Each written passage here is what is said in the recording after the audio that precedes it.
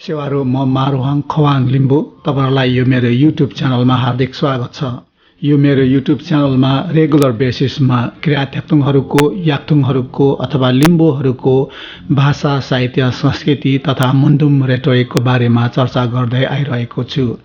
यही चर्चा गर्ने क्रममा वरिष्ठ व्यक्तित्वहरुलाई भेटी उहाँहरुको रिसर्च एरियामा वा उहाँहरुको एउटा एक्सपर्टिज भएको एरियामा मैले इन्टरभ्यु लिएर त्यो इन्टरभ्यु हजुरहरुसँग चाहिँ मैले शेयर गरिरहेको छु। यही शेयर गर्ने क्रममा आजको गेस्ट हुनुहुन्छ जेआर सुब्बा। जेआर सुब्बा सिक्किमबाट हुनुहुन्छ। उहाँ भन्नुहुन्छ उहाँ एउटा मुन्डुमिक फ्यामिलीमा हुर्किनुभयो। उहाँको बजु फेदाङमा हुनुहुन्थ्यो, उहाँको बुवा फेदाङमा हुनुहुन्थ्यो र उहाँ आफै फेदाङमा हुनुहुन्छ। त्यसले गर्दाखेरि उहाँलाई एउटा मुन्डुमको बारेमा चाहिँ धेरै चाहिँ इन्ट्रेस्ट भएको कुरा हो। त्यसले गर्दा उहाँ भन्नुहुन्छ उहाँले केही रिसर्च गरेर 2001 मा 2003 मा मुन्डुमका केही टेक्स्टहरु उहाँले पब्लिश गर्नुभयो। तर पनि उहाँको अझै रिसर्च चाहिँ एकदम एउटा डिपर लेभलमा चाहिँ जाने इन्ट्रेस्ट भएको हुनाले उहाँले फर्दर रिसर्च गरेर धेरै पुस्तकहरु लेखिसक्नु भएको छ। उहाँले history of the Kirat empire भनेर ठुलठुलो भल्युमहरु निकाल्नु भएको छ।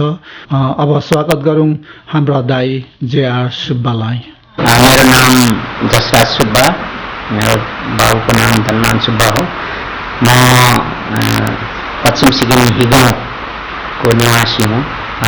1975 सालमा जब म काममा लागेँ यहाँ सिक्किममा नोकरीमा लागेँ, त्यसपछि हाम्रो जातिको विषयमा अलिकति जानकारी लिने कोसिस गरेँ। जति लिटरेचरहरू कहीँ पनि हाम्रो लिम्बूको विषयमा केही पाइनँ। अन्त म चाहिँ अब एउटा फेदाङमा कुलमा जन्मेको हुना कारणले मेरो बाबु पनि फेदाङमा हो थिए अनि मेरो बाउजू पनि फेदाङमा थिए र त्यसले गर्दाखेरि मलाई हाम्रो मुन्डुमहरु विषयमा चाहिँ बहुत इन्ट्रेस्ट थियो सानैदेखि। कतिवटा अब रिलिजियस रिचुअल्सहरु सानैदेखि देखेर आएको, त्यसले गर्दाखेरि बहुत इन्ट्रेस्ट लाग्यो। तर कहीँ पनि मैले रिकर्डेड रूपमा लिखित रूपमा पाउन सकिनँ। म त अब मौखिक रूपमा मात्रै हाम्रो जति पनि किराँतहरुको मुन्डुमहरु छ के छ मौखिक रूपमा मात्रै छ जस्तो लाग्यो त्यो टाइममा। तर मौखिक रूपमा मात्रै हुँदाखेरि चाहिँ डिस्टर्सन हुने एउटा ठुलो डर हुँदो रहेछ अनि हराउने डर हुँदो रहेछ। त्यसले गर्दाखेरि यसलाई चाहिँ अलिकति लिखित रूपमा प्रिजर्भ गर्नु पायो भने राम्रो हुन्थ्यो होला जस्तो लाग्यो। हुन त अब लिखित रूपमा राखेको कुरोहरुमा चाहिँ त्यो पावर हुँदैन जुन ओरली जो फेदाङमाले भन्छ। र त्यो सब इन्ट्रेस्ट देखेर चाहिँ मैले सुरुमा चाहिँ 10-15 वर्षसम्म चाहिँ खाली यो लाइभ परफर्मेन्सबाट रिकर्डर गर्न थालेँ र सिक्किममा निकै ठाउँमा गएर लाइभ परफर्मेन्स जहाँ जहाँ भेट्यो त्यहाँ त मैले सबै रिकर्डर गर्न थालेँ। तर म त्यति सेटिस्फाई भएन किनभने यहाँ एकदम साह्रो भेरिएसन रहेछ। त्यसले गर्दाखेरि फेरि नेपालमा पट्टि लागेँ र नेपालमा धेरै ठाउँ मैले यो के अरे ओरल लाइभ पर्फर्मेन्सहरुबाट रिकर्डर गरेँ। बिस्तारो बिस्तारो गर्दै लाँदाखेरि झनै 10-15 वर्षभन्दा ज्यादा भइसकेको रहेछ। र त्यसलाई फेरि त्यो एक एकवटा कुरो चाहिँ रिकर्डबाट क्यासेटबाट चाहिँ फेरि त्यसलाई लिम्बूमा लेखेँ र पब्लिस गरेँ 2-3वटा किताबहरू पहिले नै 2001 मा 2003 मा। र तिनीहरू सबै कम्पाइल गर्दाखेरि पनि मलाई त्यति सेटिस्फाई भएन किनभने त्यो मुन्डुमहरु चाहिँ कोही अगाडि पछाडी सिस्टमेटिक कुनै पनि पाइनँ र त्यसलाई सिस्टमेटिक गर्ने कोसिस पनि गरेँ। तर भने जस्तो त्यति गर्न सकिनँ। र त्यसपछि चाहिँ मैले त्यसलाई फेरि एनालिसिस गरेँ भने कस्तो हुन्छ होला भनेर त्यसलाई प्रत्येक ओरल जो ट्रेडिसन्सहरु छ विशेष मुन्डुमहरु जति पनि भेला गरेको थिए तिनीहरूलाई मैले एनालिसिस गर्न थालेँ। र एनालिसिस गर्दै लाँदाखेरि चाहिँ धेरै कुरोहरु चाहिँ जुन फेदाङमाले भन्छ त्यसको चाहिँ अर्थ सायद हामीले कमन मान्छेले बुझेको हुँदैन रहेछ जस्तो लाग्यो।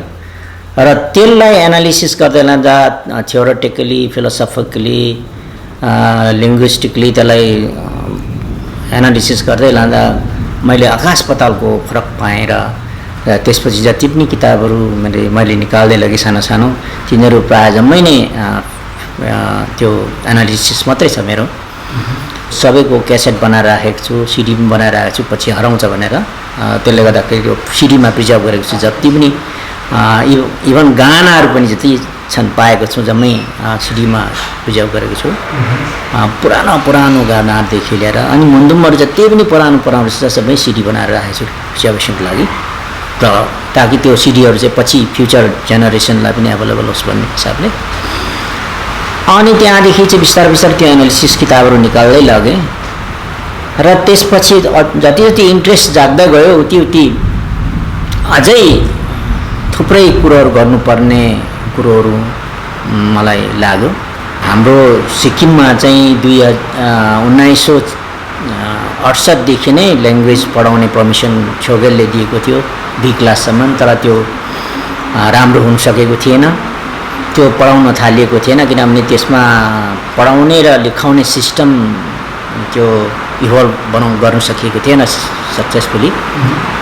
र त्यसपछि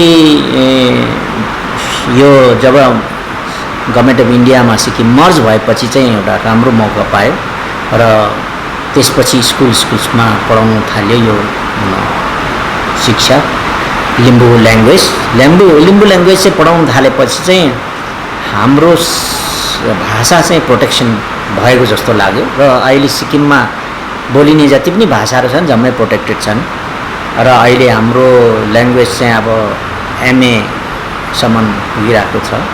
आफ्नो कल्चर ट्रेडिसन्स चाहिँ कसरी चाहिँ रेकर्ड गर्न सकिन्छ र जति पनि मेरो कामहरू छ प्रायः डकुमेन्टेसनमा इन्ट्रेस्ट छ, किनकि अहिलेको यो हाम्रो पिँढी चाहिँ यस्तो छ, हामी चाहिँ तलसम्म पनि पहिलादेखिको देखिरहेछ, हामीले नयाँ कुरोहरू पनि धेरै जानिरहेछ र हाम्रो पिँढी चाहिँ एउटा क्रिटिकल पिँढी जस्तो लाग्यो, जसले चाहिँ अगाडिको पनि देख्ने अनि पछाडि पनि अलिकति विचार गर्न सक्ने। र त्यसले गर्दाखेरि जति पनि मेरो कामहरू छन् प्रायः जम्मै नै डकुमेन्टेसन वर्क मात्रै हो र अलिअलि एनालिसिस गरेको। यसमा कम्पेरिजन गर्दै लाँदा तपाईँको हिन्दुजमको कम्पेरिजन गर्दा लाँदा बुद्धिज्मको कम्पेरिजन गर्दा लाँदा हाम्रो चाहिँ एकदमै छुट्टै लाग्यो मलाई। जति पनि लिट्रेचरहरू पढे विशेष हिस्ट्रीमा हाम्रो चाहिँ इतिहास चाहिँ साह्रै बिगारेको देखा पर्यो। ब्रिटिसहरू आए, उनीहरूले लेख्दै लगे, सबै बिगारे। अनि त्यस्तै प्रकारले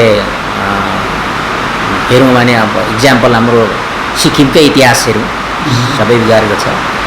त्यस्तै प्रकारले भारतवर्षबाट विद्वानहरू आउँछन्, सबै पढ्छन्, लेख्छन्, के लेख्छन् सबै त्यो पनि सबै बिगारेको जस्तो लाग्यो। कतिले त यतिसम्म लेखे कि अब ह्युमन बिइङ चाहिँ हामी अब एउटा मङ्गोलियाइट रेस हौँ भन्ने जानी पनि तल मधेसबाटै आएर जाँड रक्सी खाएर मासु खाएर चाहिँ हामी किराँत भयौँ, हामी लिम्बू भयौँ, राई भयौँ भन्ने लेखेछ। साह्रै नै रिस उठ्दो जस्तो लाग्यो मलाई।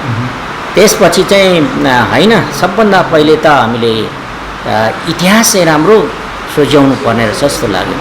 र त्यसले गर्दाखेरि यो इतिहास जो अहिले 3टा भोल्युममा निस्केको छ किराँतहरूको इतिहास, त्यसमा झनै 20 वर्षभन्दा ज्यादा मेरो मेहनत लाग्यो।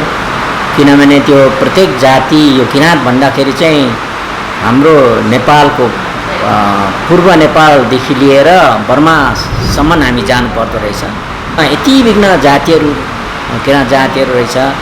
आज मैले सोध्दै लाँदा मेरो इन्टरभ्यूतिर सबैले यही भने कि हाम्रो चाहिँ पुर्खा चाहिँ किराँतै हो र चाहिँ आफ्नो पुरानोपन देखाउनु पर्दा चाहिँ किराँतलाई नाम नलिई उनीहरूलाई नहुने रहेछ। त्यो ओरल हिस्ट्रीमा मात्रै उनीहरूले चाहिँ त्यस जो फेदाङमाले बोल्छ, उनीहरूको स्यामेन्सरले बोल्छ, त्यो उनीहरूको क्रिएसन हिस्ट्रीमा मात्रै उनीहरूको एक्चुअल के रहेछ भन्ने चाहिँ बुझिँदो रहेछ। र त्यसले गर्दाखेरि त्यो खोजीमा लाग्दाखेरि चाहिँ बहुत साल लाग्यो र अझै पनि पुरा खोज्न सकेको छैन। अनि धेरै जातिले चाहिँ हराइसकेछन् यो पनि। किनभने उनीहरू कसरी हराउँछ भन्दाखेरि चाहिँ कुनै 2-3 जातिहरू मिसिएर बनिएको जाति छ भने पनि हराउँदो रहेछ। जस्तो नेपालको प्रधानहरू हेर्नुभयो भने, सिक्किमको प्रधानहरू हेर्नुभयो भने उनीहरू एउटै जातिले बनिएका सोसाइटी छैनन्। त्यसले गर्दाखेरि उनीहरूको ओरल हिस्ट्री हराएको छ। त्यस्तै प्रकारले मेइतीहरू भयो मणिपुरको र धेरै प्रकारले हराउँदो रहेछ। त्यो एउटा भयो। अर्को कुरो चाहिँ छिटो अर्ली स्टेज अफ डेभलपमेन्टमा अरू धर्म अपनायो भने पनि हराउँदो रहेछ। जस्तो अब अर्ली स्टेजमा अपनाउनेहरू पनि त्यस्तै थुप्रै छन्। हाम्रो नेपालमा हेऱ्यौँ भने लिच्छवी कालदेखि थुप्रैले बुद्धिज्म अपनाए, हिन्दुइज्म अपनाए र हाम्रो धेरै जातिहरूले हराइसकेको छ। अर्को कुरो चाहिँ फेरि जिनोलोजी भन्छ, त्यो वंशावली लेख्नेहरूले पनि हराइदिँदो रहेछ। उनीहरूले सायद इन्टेन्सनली या अनइन्टेन्सनली उनीहरूले चाहिँ तल राजस्थानबाट आएको देखाउँदो रहेछ। अन्त त्यसरी नै हराउँदो रहेछ थुप्रै। अनि जति पनि आदिवासी जनजाति जति छन्, म चाहिँ नेटिभ हिमालयन्स भन्छु, उनीहरूलाई चाहिँ जहिले पनि अरूले हिस्ट्री लेख्दा, उनीहरूको कल्चर लेख्दा, हर चिज लेख्दा उनीहरू टाढोबाट आएको, बाहिरबाट आएको देखाउँदो रहेछन्। र त्यसले गर्दाखेरि नै पनि धेरैले हराइसकेको थाहा पाएँ। र यो हिस्ट्री लेखेको यो 3 भोल्युममा लेखिएको छ। यसमा चाहिँ बहुत मेरो मेहनत लागेको छ र त्यसमा 5वटा इभिडेन्सलाई कलेक्ट गर्ने कोसिस गरेको छु, त्यहाँ राखिदिएको छु। त्यसमा चाहिँ एक त अघि भनिहालेँ, त्यो Neolithic history of origin number 1 हो। अर्को जेनेटिक स्टडी छ। त्यो जेनेटिक स्टडी यहाँ किराँतहरू त अब 30,000 BC-मै यहाँ आइसकेका इभिडेन्सहरू पाइएको छ, 30,000 BC-मा। तर यहाँ भारतवर्षमा, नेपालमा या भुटान, यो हिमालयन बेल्टमा अहिलेसम्म जेनेटिक स्टडी भएको छैन। र जेनेटिक स्टडी गर्नु पायो भने चाहिँ त अब स्वच्छती सबै आइहाल्थ्यो। र त्यो नभएको कारणले पनि अरू स्टडी गर्नु पऱ्यो। जस्तै अब आर्कियोलोजिकल स्टडी भयो, जहाँ चाहिँ आर्कियोलोजिकल इभिडेन्स पाइयो त्योहरू पनि सबै लगाइएको छ। अनि लिङ्ग्विस्टिक इभिडेन्स जुन भाषा अहिले हामी बोल्दैछौँ त्यो भाषा चाहिँ अब कहाँ उत्पत्ति भयो, त्यो भाषा कसरी यहाँ आइपुग्यो, त्योहरू सबै लगाइएको छ। अनि अर्को एन्थ्रोपोलोजिकल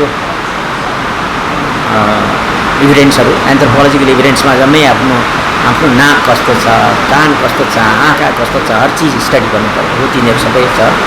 महाभारत इपिक लेख्दाखेरि हामीलाई चाहिँ यहाँ हन्टर गेदर्स हामी थियौँ र यो आर्यहरू पनि हन्टर गेदर्स नै त्यो 1500 BC-तिर यहाँ हिमालयन बेल्टमा आएका रहेछन्, 1500 BC-मा।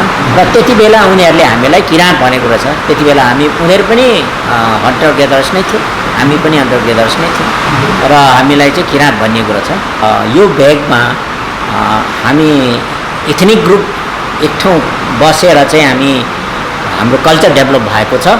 त्यो कल्चर चाहिँ 3000 वर्ष BC-देखि लिएर 600-700 AD भित्र बनिएको छ र त्यति भित्रको हाम्रो कल्चर हो यो।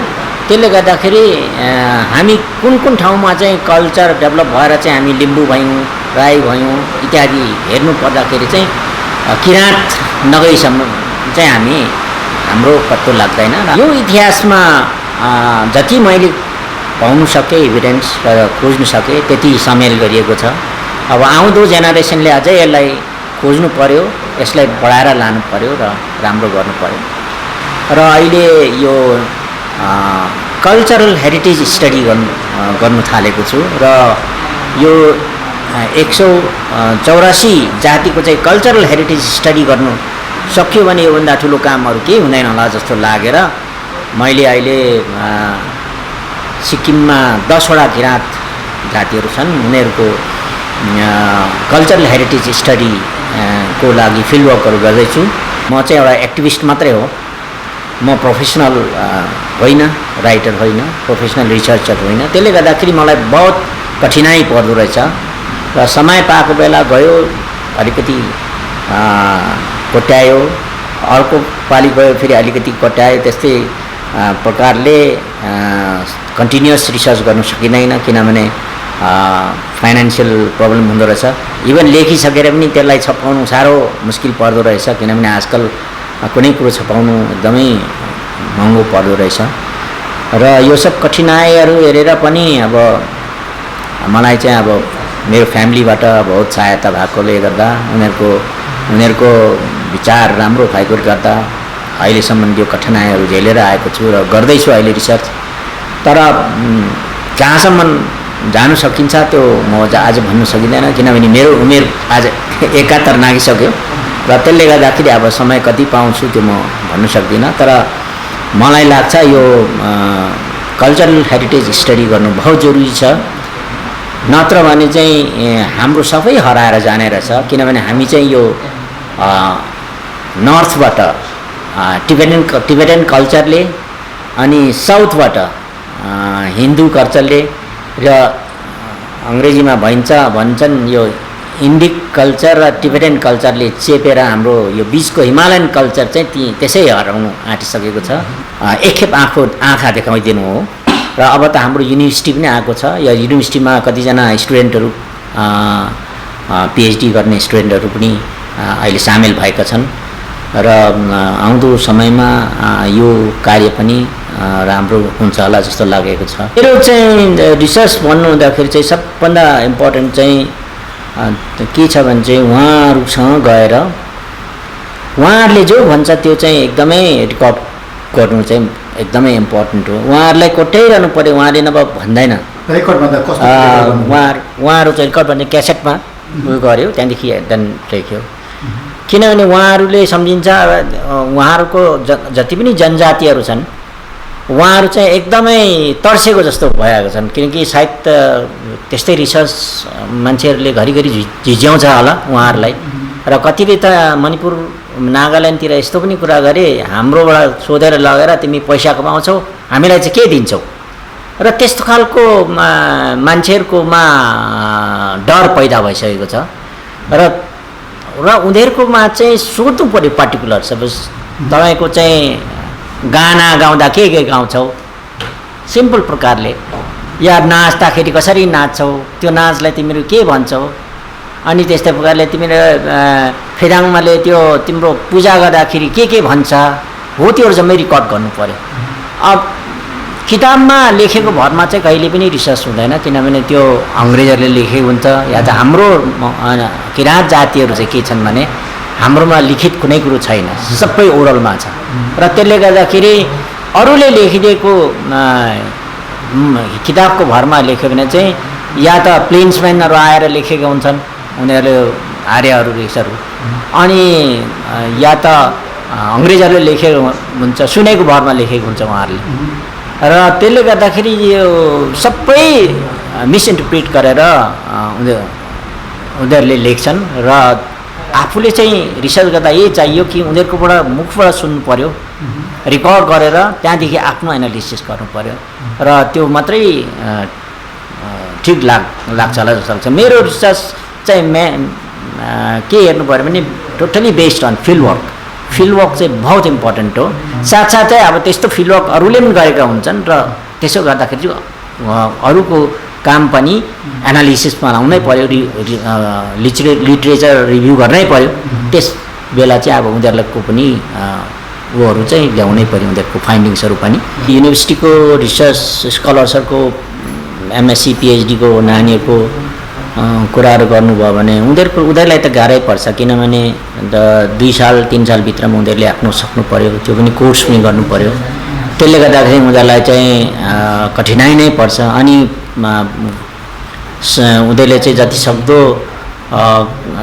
एक्सपर्ट्सहरूलाई कन्सल्ट गरेर फिल्डवर्कमा कम्ती गएर उनीहरूले थिसिसहरू लेख्छन्। त्यो रिसर्च र मेरो रिसर्चमा धेरै फरक पर्छ, किनभने हाम्रो चाहिँ हुन्छ एक्चुअल फिल्डबाट के पाइन्छ त, अनि त्यो मात्रै होइन तपाईँको कन्सेप्ट कस्तो छ त, तपाईँले जेनरल अहिलेसम्म स्टडी गरेकोमा त के तपाईँकोमा कन्सेप्ट आइसकेको छ मनमा हो, त्यसमा टिप्पणी हुन्छ। जस्तो अब थामीको स्टडी गरौँ है, थामीको जब उनीहरूको गुरुआप्पाले जो रेकर्ड गर्छ भन्छ त्यसमा र हाम्रो कन्सेप्टमा कता कता फरक हुन्छ किनभने उसको त मिसिसकेको छ यता बुद्धिज्म पनि मिसाएको छ यता हिन्दू पनि मिसाएको छ सबै गरेर मिक्सचर बनाएर दिएको हुन्छ र उनीहरूलाई उसलाई त्यो हाम्रो जेनरल किराँतहरूको कन्सेप्ट नै याद हुँदैन र बाहिरबाट जो स्टडी गरेर आउँछ स्टडी गर्नु उसलाई त यहाँको एक्चुअल मदर कन्सेप्ट किराँतहरूको कन्सेप्ट के छ त्यो नि याद हुँदैन त्यसले गर्दा त्यो उल्टा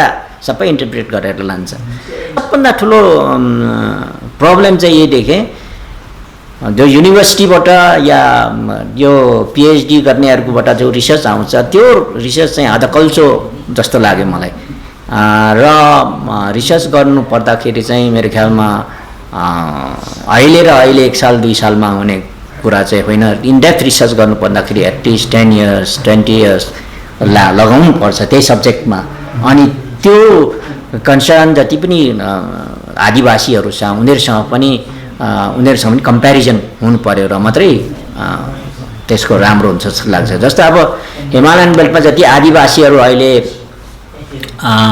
नयाँ जोसमा छन् उनीहरूको आफ्नो कल्चर खोज्नु रिसर्च गर्नु आफ्नो आइडेन्टिटी कायम गर्नु त्यो आइडेन्टिटी तब मात्रै हुनसक्छ जब उसले एक्चुअल आफ्नै भित्रको सबै खोजेर निकाल्छ आफ्नोमा पहिले इन्ट्रेस्ट हुनु पर्यो र मात्रै उसले आइडेन्टिटी कायम गर्छ अनि अर्को कुरो चाहिँ मोस्ट इम्पोर्टेन्ट के छ भने चाहिँ हाम्रो आइडेन्टिटी कायम गर्नु भने चाहिँ नम्बर 1 चाहिँ हाम्रो रिलिजियन जो छ बिलिफ सिस्टम त्यो चाहिँ प्रोटेक्सन हुनु पर्यो प्रिजर्भेसन हुनु पर्यो रेकर्ड गरेर त्यसलाई प्रिजर्भेसन गर्न सक्नु पर्यो र त्यसको लागि यो रिलिजन टिचिङ गर्ने इन्स्टिट्युसनलाइज गर्नु पर्यो अनि स्कुलहरू खोल्नु पर्यो ताकि त्यो नयाँ फेदाङमाहरू सामान्सहरू निस्किन्छ उनीहरूले स्टडी गर्न सकोस् त्यस्तै प्रकारले अब एजुकेसनमा जस्तो आफ्नो भाषा बोल्नु भएन अब यहाँ सिक्किममा हेर्नुभयो भने प्राय जातिहरूले आफ्नो भाषा भुलिसकेको छ अब भाषै भुलिसक्यो भने त कल्चर त पुरै आएन ल्याङ्ग्वेज भुलिसकेपछि त तिम्रो कल्चर पनि गयो ट्रेडिसन पनि गयो रिलिजियन पनि गयो र त्यसले गर्दाखेरि यो सबभन्दा ठुलो समस्या छ अर्को सबभन्दा ठुलो समस्या चाहिँ के हुँदैछ भने मेरो रिसर्चमा के पाएँ भने चाहिँ सेमेन्सहरूको अभाव अब जति पनि हिमालयन बेल्टमा छ जम्मै ओरल लिट्रेचरमा भर पर्ने मान्छे त्यसले गर्दाखेरि अब फेदाङमै छैन भने चाहिँ त्यहाँदेखि त उसको सबै कुरो कुछ खरायो अब हिस्ट्री हेर्दै लाँदाखेरि चाहिँ के हुन्छ भनेदेखि यो जति पनि मिडल इस्ट भयो वेस्टर्न कल्चरहरू भयो है यिनीहरूमा पनि पहिले सबै सेमेन्सहरू थिए तर जुन टाइमदेखि उनीहरूको नियोलिथिक कल्चर डेभलप भयो एक ठाउँमा सेटल भएर नेचरदेखि बाहिर टाढो रहे नेचरदेखि जति टाढो रहे उनीहरूले सेमेन्सहरू गुमाउँदै निस्किनु छोड्यो फेदाङमाहरू र त्यसकारण उनीहरूले त्यो स्क्रिप्चर डेभलप गरेर नयाँ मोडर्न रिलिजन्सहरू बनाए जस्तो क्रिस्चियन भयो हिन्दू भयो बुद्धिज्म भयो इस्लाम भयो यो जम्मै मोडर्न रिलिजन्सहरू चाहिँ उनीहरूको सेमेन्सको अभावले गर्दा उनीहरूको फेदाङमाको अभावले गर्दा उनीहरूले चाहिँ स्क्रिप्ट ल्याएर चाहिँ उनीहरूको त्यो धर्म अब थियोफेनिक धर्म स्टार्ट गरे अदरवाइज ओरल जति पनि सिस्टम छ तिनीहरू जम्मै हाइरोफेनिक ट्रेडिसन्सहरू र उनीहरूले काम चलाउनुको लागि यो मोडर्न सिस्टम डेभलप गरे तर अब किराँतहरूको हेऱ्यौँ भने चाहिँ किराँतहरूको आजसम्म यो हिमालयन बेल्टमा एकै इथनिक कम्युनिटीको पनि रिलिजियन प्रोटेक्टेड छैन उनीहरूले इन्स्टिट्युसन थाल्नु सकेको छैन बरु अरू उनीहरूले इन्स्टिट्युलाइज गरेको मोडर्नाइज गरेको क्रिस्चियन्सहरू एडप्ट गरिरहेछ हिन्दुजम एडप्ट गरिरहेछ बुद्धिज्म एडप्ट गरिरहेको छ तर आफ्नो चाहिँ एउटै पनि प्रिजर्भेसन थालेको छैन अनि उनीहरूले इन्स्टिट्युसन थालेको छैन र दिनदिनै उनीहरूकोमा के हुन्छ भने सेमेन्सहरू हराउँदै जाँदैछ किनभने जति नेचरदेखि टाढो हुँदै गयो अब यस हिमालयन बेल्टमा त नेचरदेखि एकदम क्लोज भएकोले गर्दाखेरि उनीहरूमा फेदाङमाहरू चाहिँ अहिलेसम्म आउँदैछन् बिस्तारो तर उनीहरू पनि हराउँदैछन् र त्यसले गर्दाखेरि चाहिँ यो सेमेन्सहरू नै हराउँदै गएपछि चाहिँ उनीहरूको धर्म हरायो त्यहाँदेखि त या त लाइफ साइकल रिचुअल्स गर्नुको लागि या त अर्काको एडप्ट गर्नु पर्यो जस्तो अब अहिले प्रधानहरूले जम्मै बाहुनहरू चलाउँदैछन् उनीहरूको आफ्नो हराइसके र त्यस्तै प्रकारले प्रत्येक जनजातिहरूको चाहिँ आफ्नो फेदाङ्माहरू हराउँदै जाँदैछन् अनि अरू धर्म अपनाउँदै चलाउँदैछन्। जस्तो तामाङहरूले जम्मै बुद्धिस्ट भइसके, त्यस्तै प्रकारले नेवार जम्मै हिन्दू भइसके, के अरे मगरहरू पनि बुद्धिस्ट हुँदैछन्। र त्यसले गर्दाखेरि चाहिँ यो जबसम्म चाहिँ यो फेदाङमा उनीहरूको बिलिफ सिस्टम इन्स्टिट्युसनलाइज गर्दैनन् र नयाँ सिस्टम थियोफेनिक सिस्टम्सहरू निकालेर लाँदैनन् तबसम्म बडा मुस्किल पर्छ। किनभने हाइरफेनी ट्रेडिसन छ हाम्रो, ओरल हिस्ट्री, ओरल ट्रेडिसन छ। यो ओरल ट्रेडिसनलाई जबसम्म स्यामन्सहरू आउँछन् निस्किन्छन् तबसम्म चाहिँ चालु राख्न सकिन्छ र एक न एक दिन त यो जाने हो, किनकि यो नेचरदेखि जति टाढो हुँदै जान्छ सोसाइटी त्यति यो स्यामन्सहरू हराउँदै जानेछन्। र अहिले रिसर्चमा चाहिँ जनजातिको रिसर्चमा चाहिँ यो सबभन्दा ठुलो प्रब्लम आउँदैछ।